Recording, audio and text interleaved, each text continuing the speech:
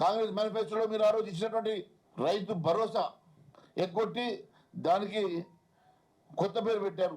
రైతు పంట పెట్టుబడి సాయమో లేకుంటే దానికి ఏదో కొత్త పేరు పెట్టారు. పేరు ఏదైనా రైతు భరోసా కింద మీరు 10,000కు బదులు 15,000 రూపాయలు ఇస్తామని చెప్పారు ఎకరానికి.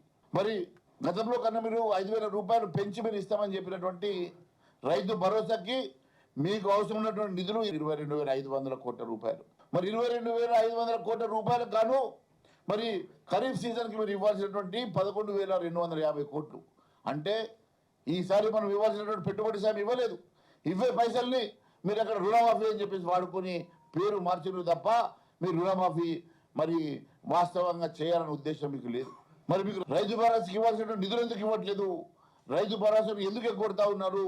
రైతు భరోసాకు అర్హులైనటువంటి రైతులని ఎందుకు మోసం చేస్తూ ఉన్నారు? మీరు మేనిఫెస్టోలో పెట్టిన విధంగా మరి రైతు భరోసాని ఎప్పటి లోపల మీరు ఇస్తారో చెప్పాల్సిన అవసరం ఉంది.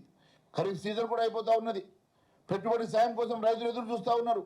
బ్యాంకులకు పోతే బ్యాంకు రుణాలు ఇవ్వడం లేదు.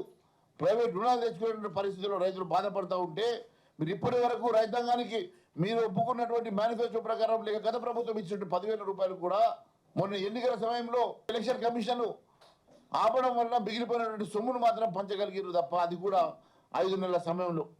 కానీ ఇప్పటి వరకు మీరు ఇవ్వాల్సినటువంటి 15,000 రూపాయలు ఒప్పుకున్నట్టుగా ఇప్పటి వరకు రైతు భరోసా కూడా ఇవ్వలేరంటే మీరు మోసం చేసినట్టు కాదని అడుగుతున్నా. ఎప్పటికప్పుడు మీరు రైతు భరోసా ఇస్తారని అడుగుతున్నాం.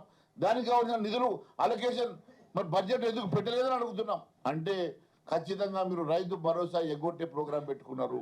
ఈరోజు రైతు భరోసా ఇవ్వకుండా ఎన్నికలకు ఎట్లా వెళ్తారో చూస్తాం. రేపు ఎన్నికల్లో రైతులు మిమ్మల్ని అడగరాని అడుగుతున్నా.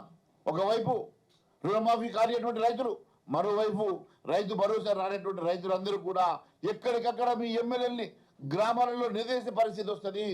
జాగ్రత్తగా మీరు ఆలోచన చేయాల్సిందిగా కోరుకుంటూ ధన్యవాదాలు తెలియజేస్తా ఉన్నాను.